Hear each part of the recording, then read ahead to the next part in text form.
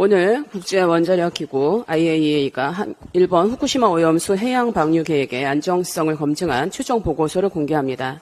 최종 보고서의 내용은 일본 정부의 오염수 해양 방류를 사실상 용인하는 것일 가능성이 높습니다. 정부는 일본 오염수 방류와 일본산 수산물 수입 규제 조치는 별개라면서 선을 긋고 있지만 과연 일본 정부도 그렇게 생각하고 있는지 궁금합니다. 불과 며칠 전 IAEA 최종 보고서가 나오지도 않았는데 일본 관방장관은 우리나라의 일본산 수산물 등 식품에 대한 수입 규제 조치 철폐를 강하게 요구하겠다고 했습니다. 오늘 IAEA가 최종 보고서를 통해서 원전 오염수 해양 방류가 문제가 없다는 결론을 내리고 EU 등이 일본산 수산물 수입 규제를 철폐하게 되면 머지않아 일본 정부는 우리나라에 대해 유럽연합과 비슷한 수준의 조치를 요구할 가능성이 높습니다. 정부는 소상히 설명해야 합니다.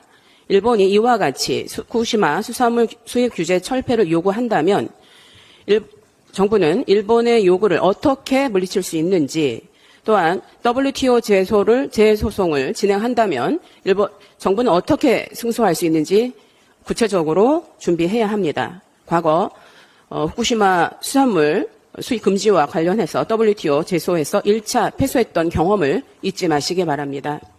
어제 국민의힘 윤재욱 원내대표는 기간에 제한 없이 우리 국민이 안심할 때까지 후쿠시마산 수산물 수입은 금지될 것이라 믿어도 좋다라고 했습니다. 그 약속을 꼭 지키시기 바랍니다. 일본이 IAEA 보고서를 명분으로 수입 규제 철폐를 요구할 경우 어떻게 대응하겠다는 건 구체적으로 밝히지 않고 있습니다. 그러면서 그저 믿어도 좋다라고만 하니 국민들께서 안심하실 수 없습니다. 누군가 윤석열 정권의 핵심 특징을 설명하지 않는 권력이라고 지적했는데 그 말이 정확합니다. 국민을 불안하게 하는 것은 정당한 문제 제기를 하는 야당, 언론, 시민사회가 아니라 바이든 날리면부터 오염수 방류에 이르기까지 국민께 도무지 제대로 설명하지 않는 윤석열 정권입니다. 우리 더불어민주당은 문제의 본질인 일본 정부의 오염수 방류를 저지하고 국민 건강과 안전을 지키기 위해 끝까지 최선을 다하겠습니다.